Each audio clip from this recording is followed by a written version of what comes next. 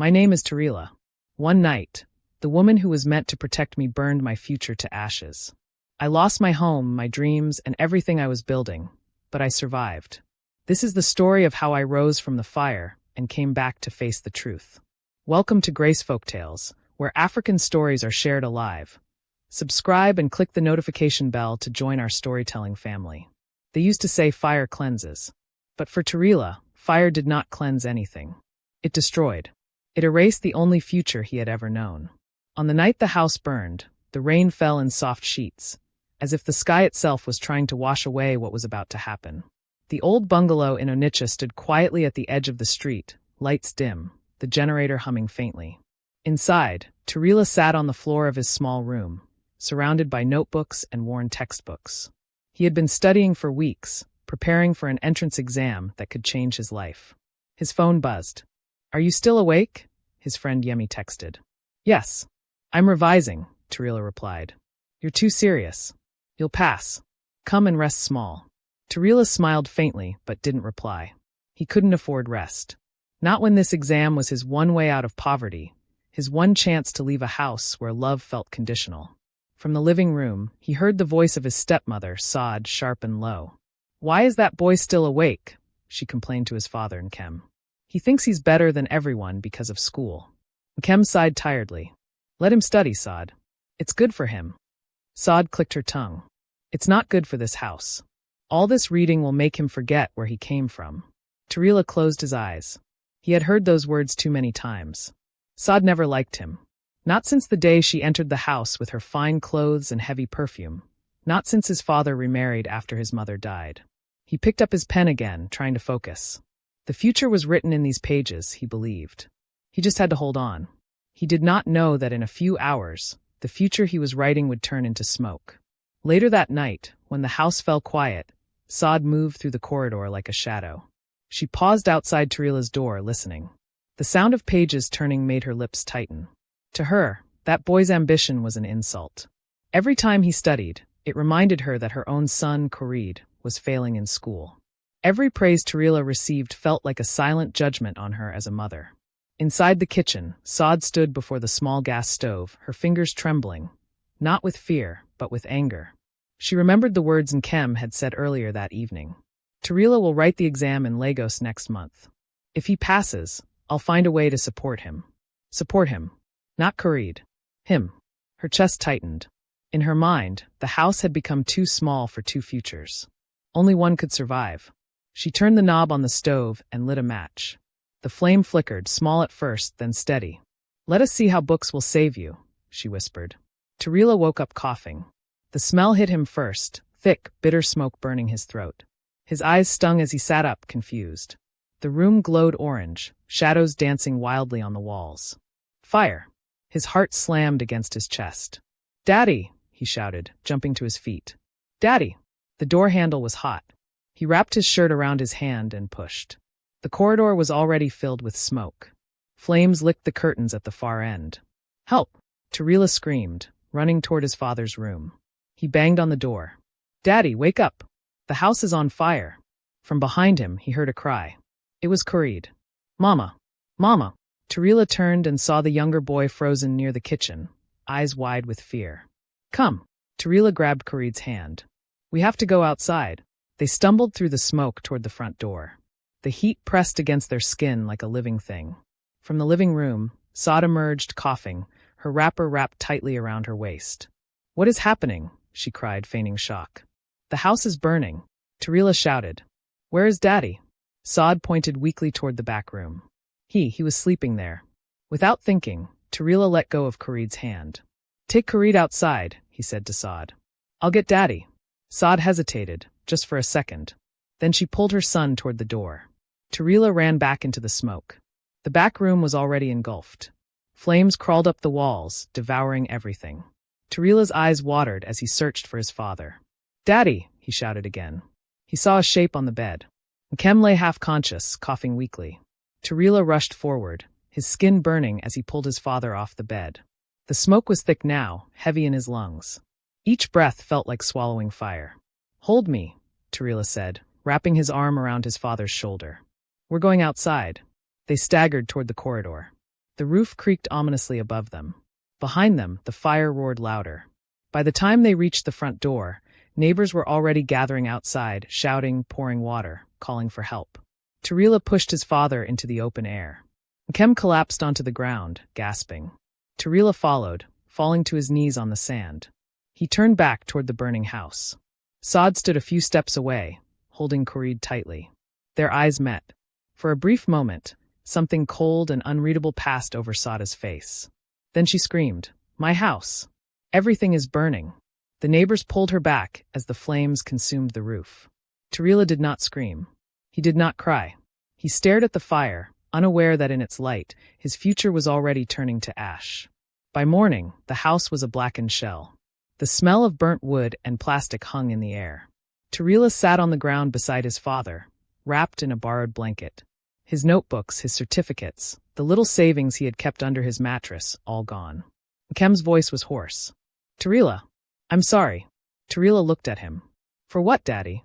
"For bringing you into a house where you were not safe," Nkem said quietly. Saad sat apart, her face drawn, eyes red. She did not look at Tarela. A neighbor, Mama Ifyinanya, shook her head. "Fire is a terrible thing. But sometimes fire does not come by itself." Saad shot her a sharp look. "What do you mean by that?" Mama Ifyinanya shrugged. "Nothing. Just saying." Tarela's eyes moved back to the ruins of the house. Something in his chest hardened. The future he had been building was gone. But the memory of Saada's eyes in the firelight burned brighter than the flames. He did not know it yet, but that night had planted a seed inside him. A seed of return. The days after the fire moved slowly, like time itself was tired. Tarela stayed with his father in a small room borrowed from Yunu, a distant cousin in the same street. The room was cramped, smelling of kerosene and damp walls. At night, Tarela lay awake, staring at the ceiling, hearing the crackle of fire in his memory. Every time he closed his eyes, he saw the orange glow again. One evening, Nkem sat on the edge of the bed and said, "We will rebuild, my son. It may take time, but we will." Tarela nodded, though he did not believe it. He had seen the look in Saada's eyes that night. The look of someone who had gotten what they wanted. Outside the room, voices drifted in from the compound. He heard Saad talking to Mama Ifyinanya. "That boy is careless," Saad said loudly. "He leaves candles burning. That's how fire starts." Mama Ifyinanya replied, "I did not see any candle." Saad scoffed. "You were not inside the house." Tarela's hands tightened into fists. The lie slid into the air easily, as if it had been waiting to be spoken. The story spread quickly. By the end of the week, people in the street whispered when Tarela passed. Some looked at him with pity, others with quiet blame. Children pointed and murmured. The fire that burned the house had now turned into a fire of rumors, and Tarela felt its heat on his skin everywhere he went. One afternoon, as he fetched water from the well, a boy muttered, "That's the one that burned their house." Tarela froze. He wanted to turn and shout, to deny it, to tear the lie apart. But the words stuck in his throat. He simply picked up the bucket and walked away. When he returned to the room, Nkem was coughing badly. His lungs had not healed well from the smoke. "We need money for your medicine," Tarela said quietly. Nkem forced a smile. "God will provide." Saad appeared at the door later that evening. She looked tired, but her eyes were sharp. "Nkem," she said, "the landlord wants us to move from this compound. We can't stay here long. It's not good for the children." She did not look at Tarela when she said children. That night, Tarela overheard them arguing. "You can't just throw him away," Nkem said weakly. "I am not throwing him away," Saad replied. "I am thinking of what is best for my son. Khurid needs stability. That boy brings trouble. Tarela is my son too," Nkem said. "Then choose," Saad said coldly. "Because this house cannot carry two burdens." The words cut deeper than fire. The next morning, Nkem called Tarela aside. "My son," he began, eyes downcast, "you will go and stay with Bayo and Abadan for a while. Just until things settle." Tarela stared at him. "Bayo? The man that barely knows me? He agreed to take you in." "It's only for some time," Nkem said quickly. Tarela understood what some time meant. It meant out of sight. Out of the house. Out of the future that had once been promised to him. "When will I come back?" Tarela asked. Nkem did not answer. The bus to Abadan was old and noisy, smelling of sweat and fuel. Tarela sat by the window, clutching a small nylon bag that held all he had left in the world, 2 shirts, 1 pair of trousers, and his mother's old scarf. As the bus pulled away, he saw Saad standing beside Khalid. She held her son close, whispering to him. She did not wave at Tarela. She did not even look his way. The road stretched long and dusty. With every kilometer, the life Tarela knew slipped further behind him. When he arrived, Beo's house was smaller than he expected. The man looked him up and down with tired eyes. "So you are the boy," Beo said. "You will help around. No lazy hands here." "I understand," Tarela replied. That night, as he lay on a thin mat on the floor, he stared into the darkness and whispered to himself, "This is not the end." But his voice sounded weak, even to him. Days turned into weeks. Tarela woke before dawn to fetch water, clean the compound, and help Beo sell spare parts at the roadside. The sun burned his skin dark and hard. His palms grew rough. His dreams of school felt distant, like something that belonged to another boy's life. One evening, he asked softly, "Uncle Beo, can I go back to school? Even if it's evening classes?" Beo laughed bitterly. "School? With what money? You should be grateful you have food." Tarela nodded and returned to his chores. That night, he stood outside and looked up at the sky. The stars were faint, hidden behind city smoke. He remembered the notebooks he lost, the plans he had written. In the quiet of the night, something shifted inside him. The pain did not disappear. It hardened. It became something else. Not yet revenge, but resolve. Life in Abadan did not soften for Tarela. The city moved fast, but kindness moved slow. Beo woke him before sunrise, and they worked until night fell. When business was bad, Beo's temper grew sharp. "Why are you standing there like a stump?" Beo would snap. "Move your body." Tarela learned to move without being told. He learned to read moods from footsteps. He learned that silence could be safer than truth. One afternoon, a woman named Zina stopped by the stall. She sold fruit nearby, and often watched Tarela work with quiet concern. "You're too young to carry this weight alone," she said gently, handing him an orange. Tarela hesitated. "Thank you. Do you go to school?" Zina asked. He shook his head. Zina sighed. "There is a night center near Okadu. They teach people like you. Not official school, but it's something." That night, Tarela walked past the center, listening to the sound of voices reading aloud. For the first time in months, his chest ached with a familiar longing. It took weeks before Tarela found the courage to enter the night center. The room was small, with peeling paint and benches that wobbled. A tired man named Lekin taught basic English and mathematics to whoever showed up. "You can sit," Lekin told him. "No one is too late to learn." Tarela sat at the back, his hands trembling slightly as he held a borrowed pencil. The letters on the board felt like old friends he had lost and found again. After class, Lekin asked, "Why did you stop school?" Tarela paused. "Fire," he said simply. Lekin nodded. "Fire can burn books. It cannot burn your head." Those words stayed with Tarela long after he returned to Beo's house. Beo did not like the night center. "Who told you to go out at night?" he barked when Tarela returned late one evening. "I was learning," Tarela said quietly. "Learning does not bring money," Beo snapped. "If you keep this up, you can find another place to sleep." That night, Tarela lay awake, fear pressing on his chest. But the idea of giving up the small classroom felt worse than hunger. He continued to go, moving carefully, timing his return so Beo would already be asleep. Zina sometimes waited for him at the corner. "Don't let anyone kill what you carry inside," she said once. Tarela did not know how to answer. He only nodded, holding on to the words as if they were a shield. Months passed. Tarela grew leaner, stronger. His mind sharpened again. He began to help Lekin teach the younger boys how to read. The little room became a small world of hope. One evening, Lekin called him aside. "There is a man, Afolu, who runs a workshop. He trains boys in phone repairs and basic electronics. He's looking for someone serious." Tarela's heart raced. "Do you think he'll take me?" Lekin smiled faintly. "If you show him you are hungry for a future, maybe." The next day, Tarela stood before Afolu, his hands clasped tightly. "I can work," Tarela said. "I learn fast." Afolu studied him. "Come tomorrow. We'll see." For the first time in a long while, Tarela walked home with a small, fragile hope. The workshop smelled of oil and metal. Broken phones lay scattered on a wooden table. Afolu handed Tarela a screwdriver. "Open this," he said. Tarela's fingers trembled, but he obeyed. He listened carefully as Afolu explained wires, boards, and tiny parts that carried voices across distances. "You have patience," Afola said after a while. That is rare. Over the weeks, Tarela learned to fix cracked screens, replace batteries, and solder loose connections. Each repair felt like he was putting small pieces of himself back together. One afternoon, a customer praised him. This boy has good hands. The words warmed him in a way he had not felt since before the fire. That night, as he walked home under dim streetlights, Tarela thought of Saad. He imagined her still in Onitsha, still standing in the ruins of the house she claimed the fire had taken from her. He did not feel pity. He felt a quiet promise forming in his chest.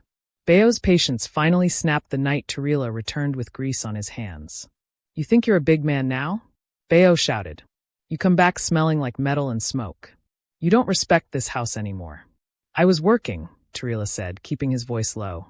Working for who? That useless workshop. Bayo scoffed. From tomorrow, you won't step outside this compound after dark. Tarela felt something tighten in his chest. Sir, that work is helping me learn. Bayo cut him off. I don't want to hear it. If you disobey me, you can pack your things.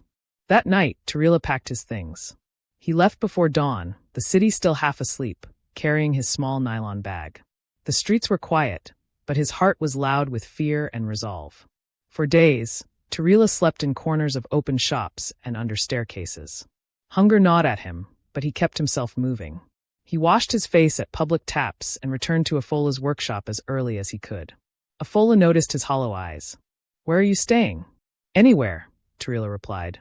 Afola was silent for a long moment. Then he said, There is a small room behind the workshop. It's not much, but you can use it for now. You'll clean and lock up at night. Tarela bowed his head slightly. Thank you, sir. I won't disappoint you. That night, he slept on the concrete floor behind the workshop, but he slept with a roof over his head and a future in front of him. The work grew harder. Afola demanded discipline. Do it again, he would say when Tarela rushed. If you don't do it well, don't do it at all. Tarela learned to slow down, to breathe, to respect the small details. His hand steadied. His confidence grew. One evening, Afola asked, Why do you work like you are chasing something? Tarela hesitated. Because I am, he said quietly. I lost my future once. I don't want to lose it again. Afola nodded, as if he understood more than Tarela had said. Months later, Afola sent Tarela to deliver repaired phones to a man in Lagos named Sadiq. The journey was long, but when Tarela arrived, the workshop in Lagos felt like another world, bigger, louder, filled with tools he had never seen. Sadiq watched Tarela work on a broken tablet. You trained this boy well, Sadiq told Afola over the phone. Afola smiled faintly. He trained himself. That night, Sadiq offered Tarela a place to stay if he wanted to learn more. You can grow here, Sadiq said. But Lagos will not be kind to you. Tarela looked around the crowded room, the bright lights, the endless noise. I am not asking for kindness, he said. I am asking for a chance. Tarela moved to Lagos with nothing but his bag and his growing skill. The city swallowed him whole. Days were long, nights longer. He fixed phones in the workshop by day and practiced on broken devices by night. Sometimes, exhaustion pressed tears into his eyes.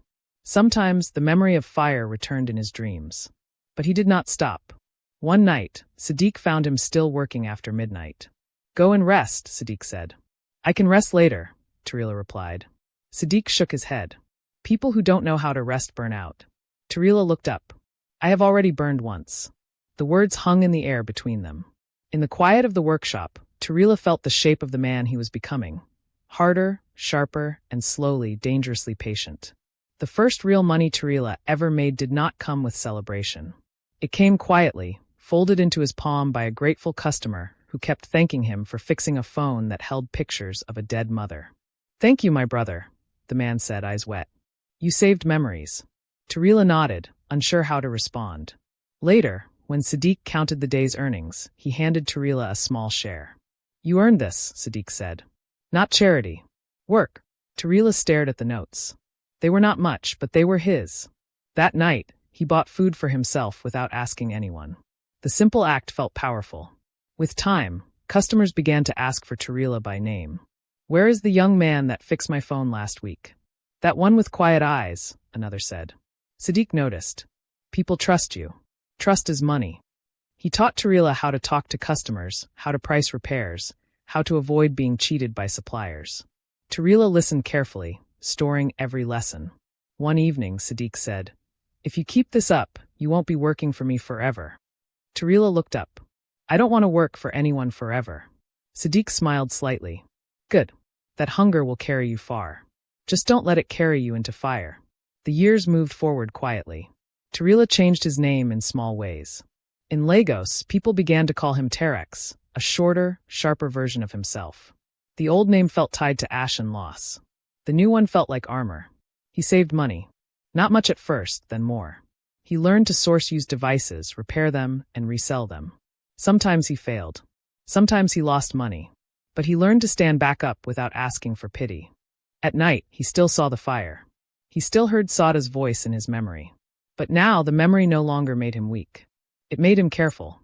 One rainy evening, a man from Onitsha walked into the workshop. His accent was familiar. His eyes were tired. "Do you repair laptops?" the man asked. "Yes," Tarela replied. The man nodded. "My niece's school laptop spoiled. Everything is hard these days in Onitsha." The name of the town hit Tarela like a quiet slap. "What happened there?" Tarela asked, keeping his voice steady. The man shrugged. "That fire years ago destroyed many families. Some people never recovered.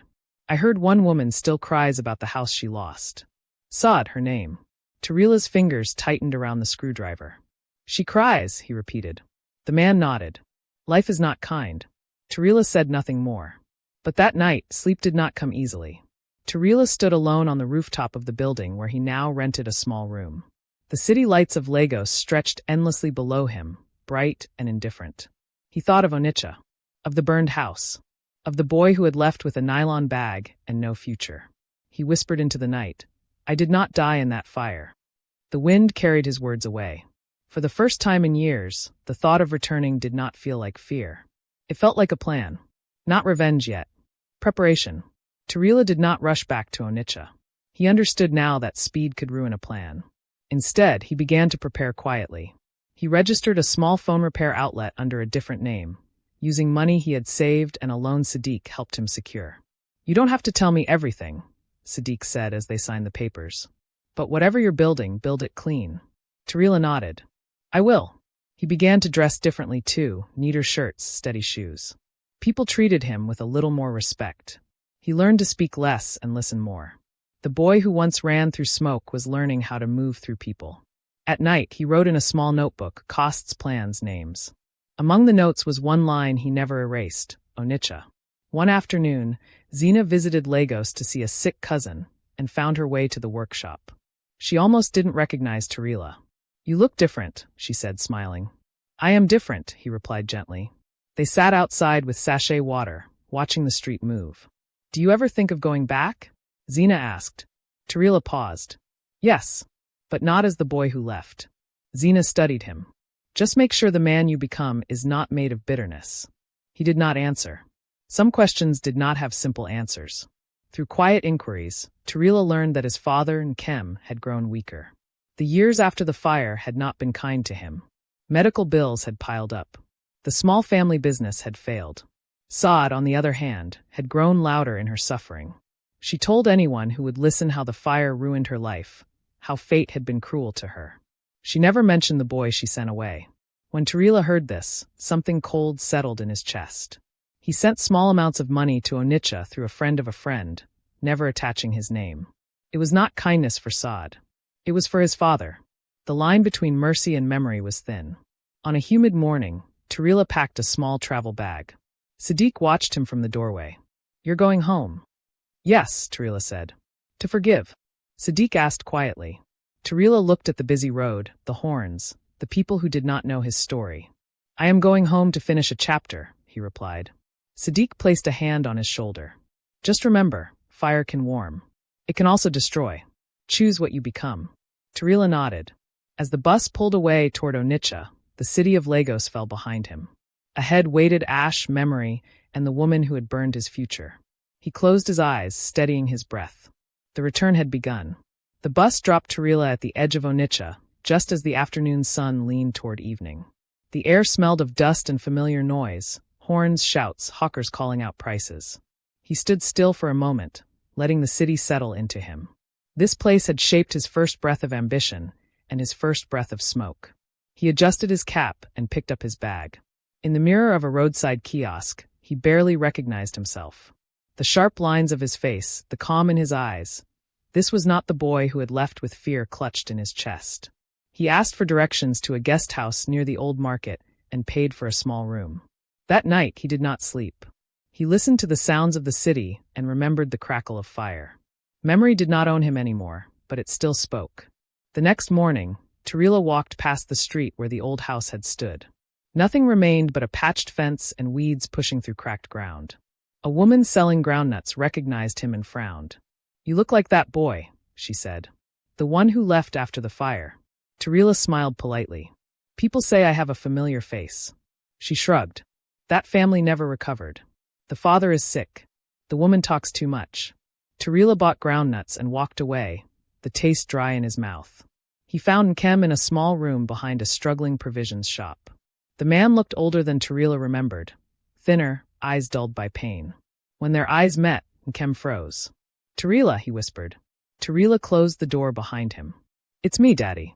Nkem's hands trembled as he reached out. I thought you were lost to me." "I was lost," Tarela said gently. "But I found my way back." They spoke for a long time in low voices. About the years apart. About regret. About survival. Nkem wept openly. Tarela held him, the fire between them finally cooling into truth. "Don't let her know who you are," Nkem said weakly. "Not yet." Tarela nodded. "Not yet." Tarela met Saad 2 days later in the market. She was bargaining loudly, her voice sharp, her posture full of complaint. He approached her stall calmly, pretending to be a buyer. "How much for this phone?" he asked, pointing to a cracked device. Saad looked him over. "You look like someone who has money," she said. "Price for you is higher." He smiled faintly. "Business is business." As he paid, their fingers brushed. Saad did not recognize him. She thanked him without warmth and turned away to complain to another woman about how life had treated her badly. Tarela walked away with the broken phone in his pocket and a steady breath in his chest. Over the next weeks, Tarela quietly spread help through the community. He repaired phones for free, paid small debts at shops, helped Mama Ifyinanya replace her leaking roof. People began to talk. "Who is this young man?" "He came from Lagos. He helps without noise." Saad noticed the shift in tone around him. One afternoon, she approached him herself. "You're new here," she said. "What do you do?" "I fix broken things," Tarela replied. She laughed bitterly. "Then fix this place. Everything here is broken." Tarela met her eyes. Some things break because they were pushed. The words lingered between them. Saad frowned, unsettled, but said nothing more. Nkem's health worsened. Tarela paid for his treatment quietly. One night, Nkem held his hand and said, "Don't let hate guide you. It will burn you too." Tarela replied softly, "I am not here to burn anyone. I am here to end what was started." Nkem nodded, unsure what that meant, but trusting his son. Saada's debts began to surface. Shop owners demanded payment. Her complaints grew louder. One evening, she found her phone, her only link to small trading groups, completely dead. She stormed to Tarela's stall. You fix phones. Fix mine." Tarela examined it. "It's gone. Water damage inside.